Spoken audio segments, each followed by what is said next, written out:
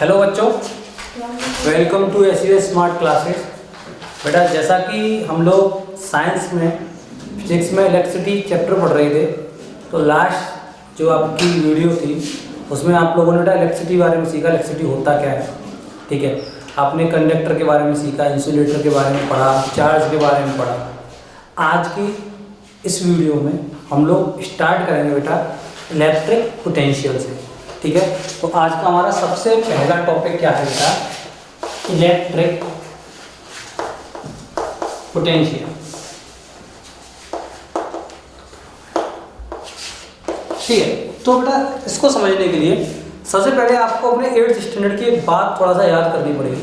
देखो, जैसे कि मैंने आप लोगों को पहले बोला था कि आपका जो सिलेबस है बड़ा ही अच्छा है। जो आप 8th में पढ़ते हो वही आप 10th में पढ़ते हो। जो आप 10th में पढ़ते हो उसको और थोड़ा सा बढ़ा करके आप लोग बेटा 12th में पढ़ते हो। तो आपको याद होगा 8th में आपने बेटा मैग्नेट पढ़ा था, ठीक है। अच्छा, मैग्नेट को अगर हम बनाना हो तो बेटा क्या क्या मिलाना पड़ता है ये भी याद रख लो, आगे काम आएगा। कि निकल, कोबाल्ट एंड आयरन, है ना, इनसे बनता है आपका मैग्नेट, ठीक है। तो मैग्नेट में आपको पता है कि मैग्नेट, मान लो यहाँ पे कोई आपने एक ऑब्जेक्ट रखा और इसको अट्रैक्ट करा, तो जितने फील्ड में आप मैग्नेटिक इफेक्ट को फील करते हो, उस फील्ड को हम क्या बोलते थे बेटा, मैग्नेटिक फील्ड बोलते हैं। ऐसे ही मान लो कि जितने फील्ड में हम इलेक्ट्रिक करंट को फील करें, ठीक है, उसे हम क्या बोल सकते हैं, इलेक्ट्रिक फील्ड बोल सकते हैं। अब मान लो ये आपका फील्ड इलेक्ट्रिक फील्ड है, इसके अंदर कोई एक पॉजिटिव चार्ज रखा हुआ है, तो यहाँ बेटा और भी चार्ज होंगे। और हमने पढ़ा था कि जब अपोजिट चार्ज एक दूसरे के पास आते हैं तो क्या करते हैं, एक दूसरे को रिपेल करते हैं। तो जब वो एक दूसरे को रिपेल करेंगे तो क्या होगा, उनके बीच में फोर्स काम करेगा, रिपल्सन का फोर्स। और जहाँ पे फोर्स होगा वहाँ पे बेटा क्या होगा, वर्क डन होगा।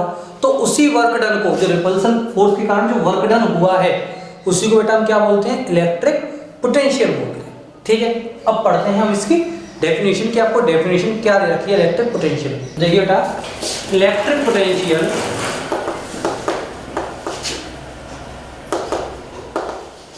Eight A point in electric field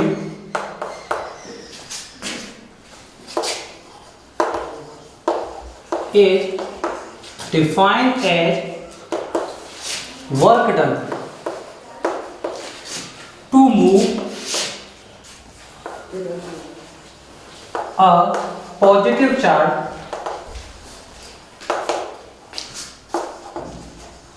from infinite to that point।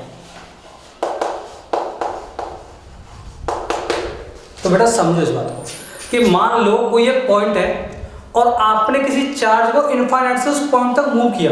तो जब आपने चार्ज को इनफाइनाइट से उस पॉइंट तक मूव किया होगा तो आपने वर्क डन किया होगा। उसी वर्क डन को हम लोग बोलते हैं बेटा क्या, इलेक्ट्रिक पोटेंशियल, ठीक है। इसके बाद नेक्स्ट जो आप लोगों को पढ़ना है दैट इज पोटेंशियल डिफरेंस। तो हम लिख सकते हैं इसको, it is defined as work done moving a positive charge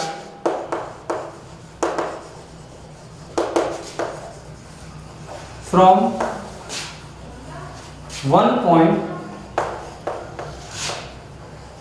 to another point।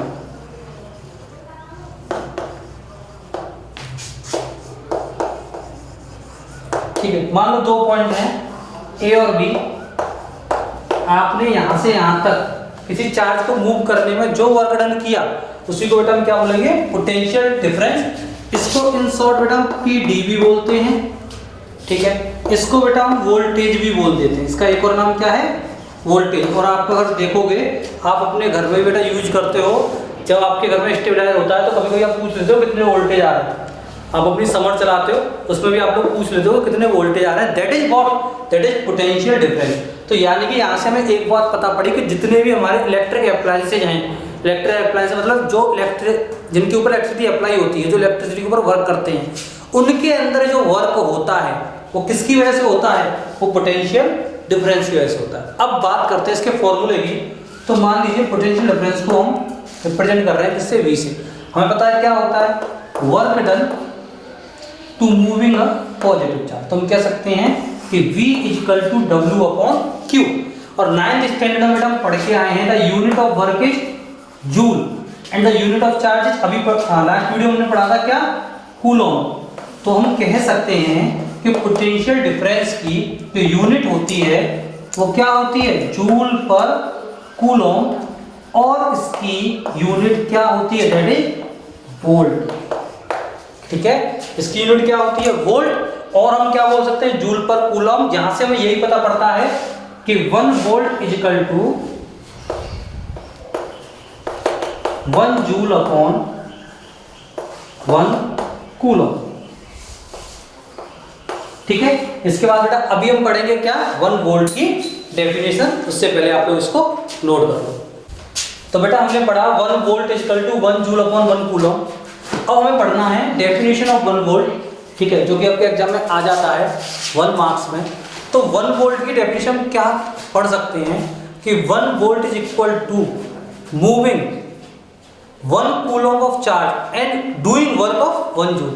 यानी कि 1 कूलम चार्ज को मूव करने के लिए अगर हम 1 जूल वर्क करें तो उसको बेटा हम क्या बोल सकते हैं, 1 वोल्ट बोल सकते हैं। तो लिखते हैं बेटा इसकी डेफिनेशन को कि it is equal to 1 joule of work to moving 1 coulomb of charge। ठीक है बेटा, अब देखिए जिस इंस्ट्रूमेंट से हम पोटेंशियल डिफरेंस को मेजर करते हैं, ठीक है, उस इंस्ट्रूमेंट को बोलते हैं बेटा हम क्या, वोल्ट मीटर। ठीक है, आपको स्क्रीन पे बेटा दिख भी जाएगा वोल्ट मीटर का। और इसको ध्यान रखना, इसमें हमेशा जो हमारा सर्किट होता है उसमें हम वोल्ट मीटर को पैरेलल जोड़ते हैं। कैसे जोड़ते हैं बेटा, पैरेलल। इसके बारे में बेटा मैं आपको बताऊंगा जब आपको मैं रेजिस्टेंस को जोड़ना सिखाऊंगा। ठीक है, तभी हम इसके बारे में बात करेंगे कि हम पैरेलल ही क्यों जोड़ते हैं। ठीक, तो अब हमने बेटा क्या पढ़ लिया, हमने इलेक्ट्रिक पोटेंशियल पढ़ लिया, हमने पोटेंशियल डिफरेंस पढ़ लिया, जिसका हमने फॉर्मूला भी पढ़ लिया क्या, V equal to W upon Q। हमें पता पड़ गया इसकी यूनिट क्या होती है बेटा, वोल्ट होती है। ठीक है, वर्क की यूनिट बेटा क्या होती है, जूल होती है, और चार्ज की बेटा क्या होती है, कूलॉम होती है। ठीक है जी, अब हम बात करेंगे इसके ऊपर आने वाले न्यूमेरिकल्स के टाइप्स के। उसके बाद बेटा हम पढ़ेंगे अपना नेक्स्ट टॉपिक इलेक्ट्रिक करंट। देखिए बेटा पहले हमारी सैंपल प्रॉब्लम है, how much work is done in moving a charge of 2 coulomb. यानी कि चार्ज हमारा क्या है बेटा, 2 कूलम। यानी कि अगर हम देखें तो Q इक्वल टू क्या आ गया बेटा, 2 कूलम। ठीक है, from a point at 118 volt. देखो आप लोगों को ना यूनिट से पहचानना पड़ेगा। अगर वोल्ट बोल रहा है तो ऑटोमेटिकली पहचान लो कि वो बात कर रहा है पोटेंशियल डिफरेंस की।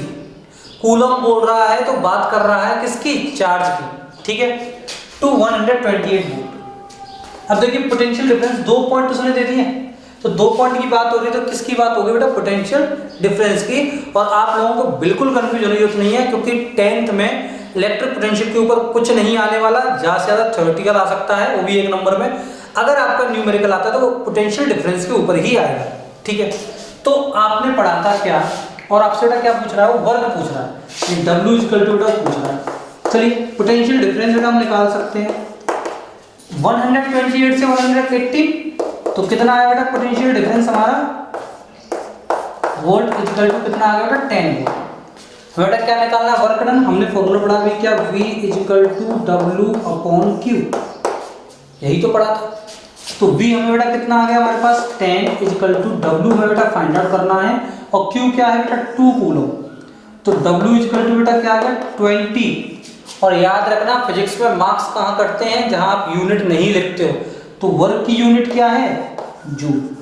तो आपका बेटा आंसर क्या हो गया, 20 जूल। यानी कि अगर आप 2 कूलम के चार्ज को 118 वोल्ट से 128 वोल्ट तक मूव करोगे तो आपको 20 जूल वर्क करना पड़ेगा। ठीक है, एक और बेटा हम क्वेश्चन करते हैं क्योंकि एनसीईआरटी का है आपका, उसके बाद बेटा हम अपने अगले टॉपिक की तरफ बढ़ेंगे। देखिए बेटा नेक्स्ट है हमारा एनसीईआरटी का क्वेश्चन है आपका, how much of energy is giving to each coulomb of charge passing through a 6 volt battery. ठीक है, तो समझना कि भैया यहाँ पे इसने पूछा क्या है, तो देखो यहाँ से समझो हाउ मच ऑफ एनर्जी, तो आपको याद होगा 9th स्टैंडर्ड में आप लोग पढ़ के आए होंगे कि जो एनर्जी वेस्ट होती थी वो किसके इक्वल होती थी, वर्क डन के इक्वल, है ना, energy consumed is equal to work done.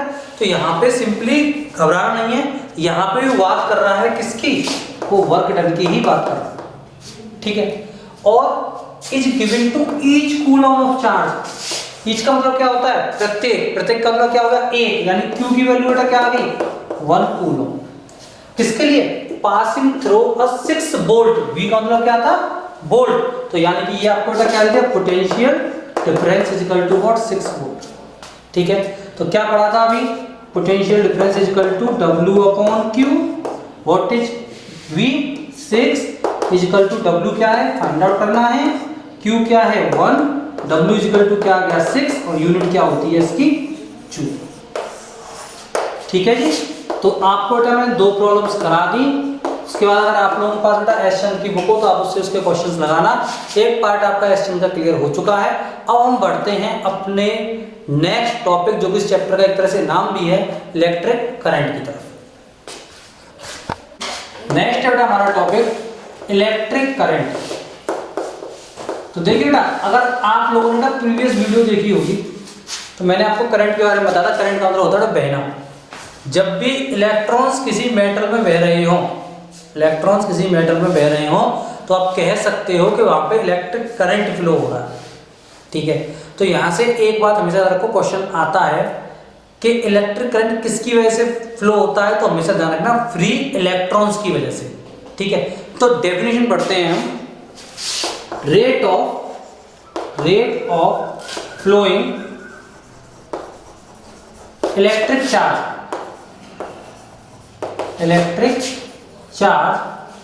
है ना, और उसका सीधा मतलब है इलेक्ट्रॉन से, इज कॉल्ड इलेक्ट्रिक करंट। यानी कि चार्ज के फ्लो होने के रेट को हम क्या बोलते हैं, करंट बोलते हैं। और देखो एक बार बता दूं, ज्यादातर जनरली अगर रेट की बात आ जाए ना तो he is talking about time.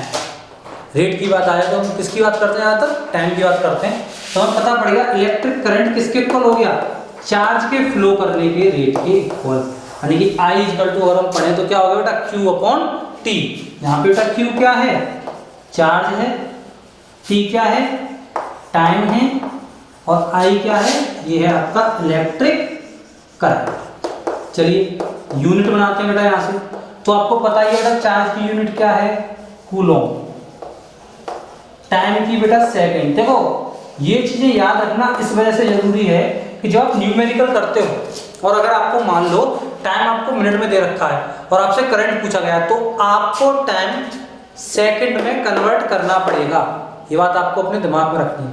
तो हम कह सकते हैं यहाँ से कि जो इलेक्ट्रिक करंट है उसकी यूनिट है कूलोम पर सेकंड हो सकती है।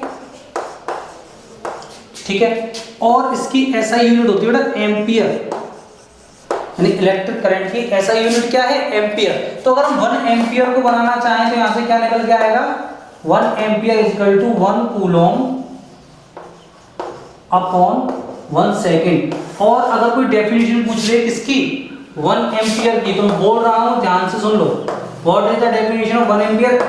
1 मार्क्स में बहुत आते हैं पूछने के लिए, तो हम क्या बोलेंगे, flowing of 1 coulomb of charge in 1 second, या फिर ऐसे बोल सकते हो when in a circuit 1 coulomb of charge flow for 1 second that is equal to 1 ampere. यानी कि 1 कूलम चार्ज 1 सेकेंड के लिए किसी सर्किट में फ्लो होता है तो वहां पे जो इलेक्ट्रिक करंट होगा वो किसके इक्वल होगा, 1 एम्पियर के इक्वल होगा। इलेक्ट्रिक करंट को हम जिस इंस्ट्रूमेंट से मेजर करते हैं उसको हम बोलते हैं बेटा एमीटर बोलते हैं। ठीक है, और उसका अभी तुम्हें जो उसका फिगर है जैसा भी होता है वो आपको दिखाई दे जाएगा। और इसको हमेशा ध्यान रखना, इसको हमेशा हम सर्किट में सीरीज में जोड़ते हैं। और फिर से वही बात, जब मैं आपको रेजिस्टेंस के बारे में पढ़ाऊंगा तो मैं आपको बताऊंगा कि कैसे सीरीज में जोड़ा जाता है और कैसे पैरेलल जोड़ा जाता है। चलिए बेटा, तो इलेक्ट्रिक करंट के फॉर्मूले पे हम लोग बेटा एक क्वेश्चन करते हैं। देखिए, इलेक्ट्रिसिटी चैप्टर इस वजह से थोड़ा सा इंपॉर्टेंट हो जाता है क्योंकि इसमें न्यूमेरिकल बेटा बहुत सारे आप लोग फॉर्मूले पढ़ोगे, बहुत सारे न्यूमेरिकल पढ़ोगे। चैप्टर बहुत ईजी है, अगर आप डेली पढ़ते हो और डेली सारी वीडियोस को देख करके अपने खुद के नोट्स बेटा आप लोग अगर प्रिपेयर करोगे तो आपको बहुत अच्छे से समझ में आएगा। तो बढ़ते हैं अपने अगली प्रॉब्लम की तरफ। तो क्या है हमारी अगली प्रॉब्लम? एन इलेक्ट्रिक बल्ब, ठीक है, draws a current of 0.25 ampere. Current है कितना? 0.25 ampere. It means I is equal to what? 0.25 ampere for 20 minutes, यानी टाइम बेटा क्या हो गया? 20 मिनट। तो देखो, अभी मैंने आप लोगों को बात बताई थी कि I equal to Q upon T होता है, जहाँ पे T आपको किस में लेना है? सेकंड में। तो 20 मिनट को बेटा हम किस में कन्वर्ट करेंगे? सेकंड में। और आप लोगों को बेटा पता होगा कि 1 मिनट में कितने सेकंड होते हैं? 60 सेकंड होते हैं। तो 20 मिनट का क्या होगा? 20 into 60 second, that is equal to 1200 seconds. ठीक है जी, I हो गया, T हो गया। फिर उसने क्या पूछा? Calculate amount of charge. Simple, he is talking about Q, हमें Q निकालना है। तो बेटा हमने फॉर्मूला क्या पढ़ा था? I is equal to Q upon T। हम लिख सकते हैं Q is equal to IT, लिख सकते हैं बेटा। तो Q is equal to what the value of I? I is 0.25 into what the value of T। ठीक है जी, और ये किसके इक्वल होता था बेटा? चार्ज, याद करो यूनिट, कूलॉम के। ठीक है, मल्टीप्लाई करेंगे बेटा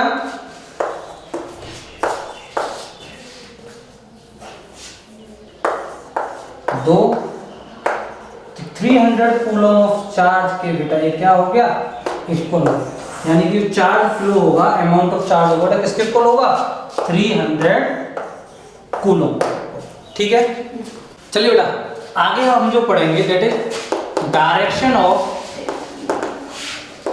इलेक्ट्रिक करंट।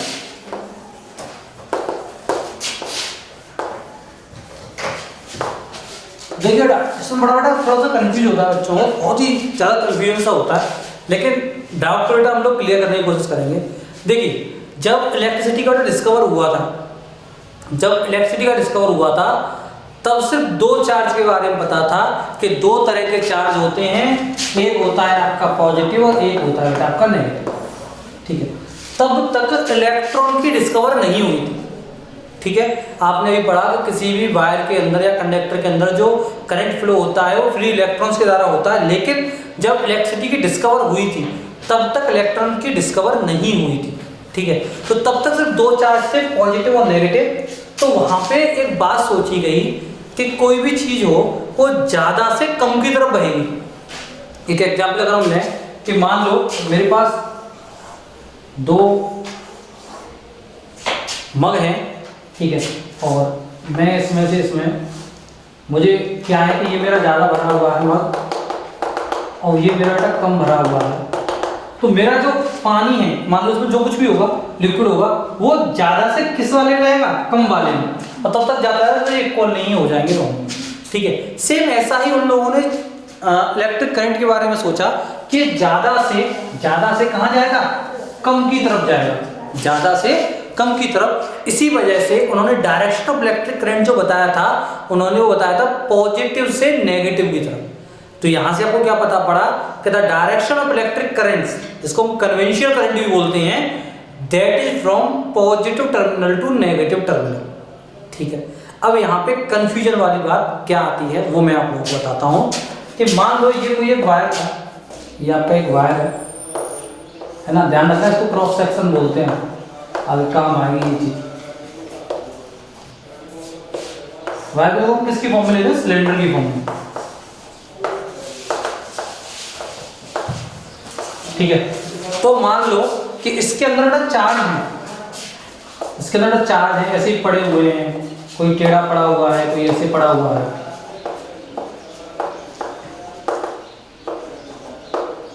है ना, इलेक्ट्रॉन पड़े हुए। तो अब मैं क्या करूंगा, मैं इसको एक कंडक्टर से जोड़ देता हूं,